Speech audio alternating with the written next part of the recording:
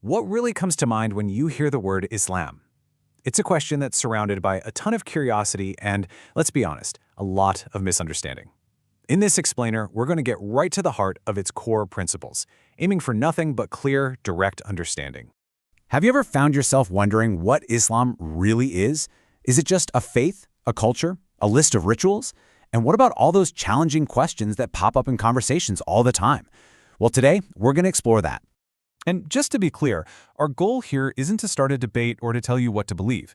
It's simply to understand.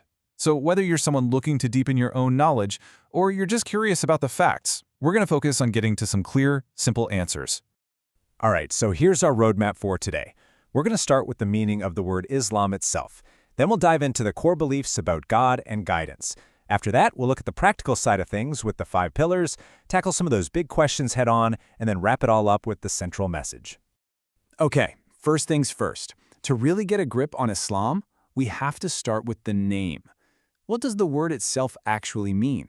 What's so interesting is that the word Islam isn't named after a person or a tribe or a specific place. No, it comes directly from 2 Arabic words, salam, which means peace, and silm, which means submission. So when you put it together, Islam literally means achieving peace by submitting to the will of God. And that flows perfectly into the next word, Muslim. If Islam is the act of submission, then a Muslim is simply one who submits to God's will. According to this core definition, anyone who follows the path guided by the one Creator is, in essence, a Muslim. The focus is all on that action of submission. So this whole idea of submission, it naturally leads us to the single most important, most foundational concept in all of Islam. Everything else is built on this one idea. This is it. This is the core message, and it's a concept known as Tawhid. It's the absolute, uncompromising belief in the oneness of God. You see, Islam doesn't claim to introduce a new or different God. It talks about the very same Creator that people might call God or Jehovah or by any number of other names. The names can change, but the reality is one and the same. Now, to get a little more specific, the Islamic understanding of God is one of absolute uniqueness. What does that mean? Well, it means God is believed to be beyond any kind of physical form. So no images, no statues, no idols. He has no children, no parents. He is completely singular, the one and only creator of the entire universe. Okay, so that raises a pretty big question, doesn't it? If the whole point is to submit to God's will, how is a person supposed to know what that will is?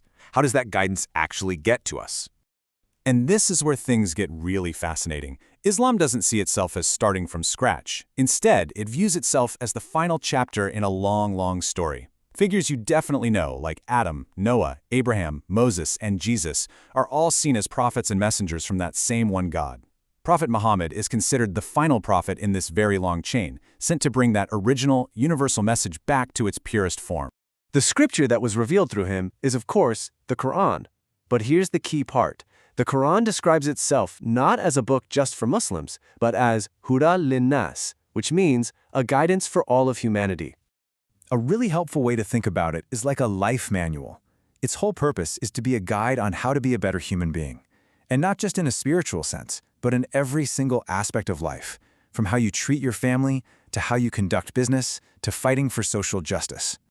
So if the Quran is the manual, then what's the actual practical training program to put all those teachings into action? Well, that's where the 5 pillars of Islam come in.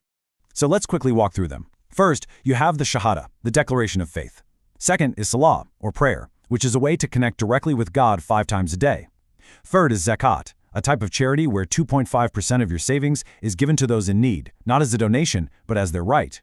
Fourth is fasting during the month of Ramadan, which is meant to build self-control and empathy for those who have less.